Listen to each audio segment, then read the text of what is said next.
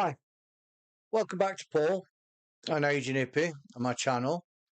And before we get into the song today, I'd like to just remind you, please, if you like it, subscribe, like, comment in the comments section, and more importantly, please share with your friends. Come along on this journey with us. It's a channel where an old man who used to be an hippie looks back at his life through the soundtrack of his life, letting you know where he was at that particular point and or some of the things that were happening in the world. Okay, so today we're going back to 1970, and it was a band who I really loved at the time. I was just getting into progressive music, progressive rock, really enjoying it. The band was called Uriah Heep, and the album that this song is off was very heavy, very humble, with the H missing off both the heavy and the humble. The song itself was Gypsy, and it was written by Mick and David Byron, who was the lead singer of the band. This riff at the beginning really captured me, and it remained in my mind right up until today. Absolutely. As soon as it hits the radio or somebody puts it on, I know what song's coming straight away. Okay, let's hope you like it as well. Let me know in the comments. So here we go. Uriah Heep, very heavy, very humble.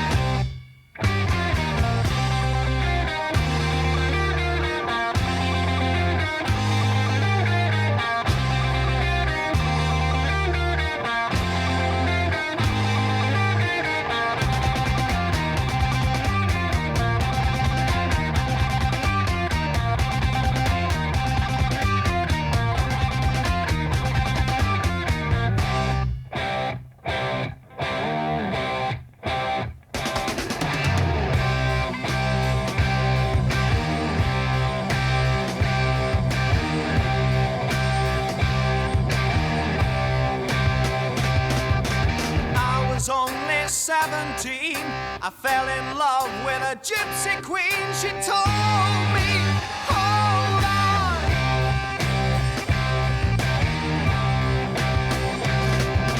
Father was the leading man, said you're not welcome on our land. And then as a foe, he told me to go.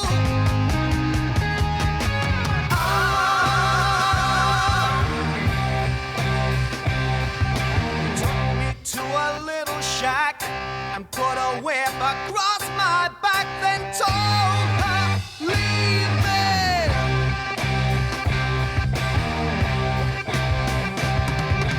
I was out for quite a time, came back with her on my mind. Sweet little girl, she means all the world.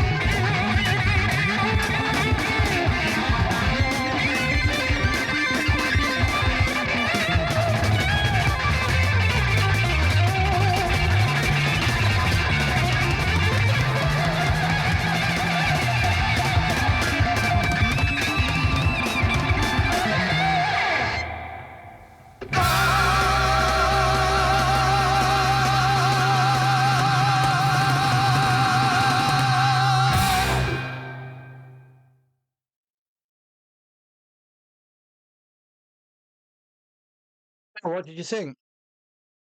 One of my first progressive rock tracks, and I fell in love with it straight away.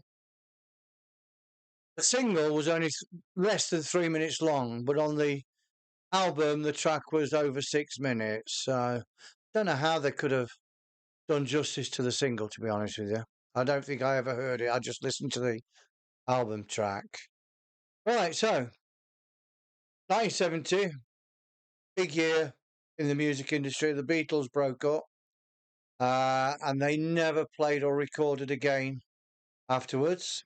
In America, they ended their involvement in the Vietnam War and pulled out. Me, I was 16. I had my first ever motorbike, and I was just discovering the joys of sex. Big 16, you're a big lad. You know everything, you know the world. And I just bought this new little motorbike. It was only a 100cc thing, but it was a big bike to me. And within 15 minutes of getting it home, somebody else bought it home for me because my license hadn't just quite come through just yet.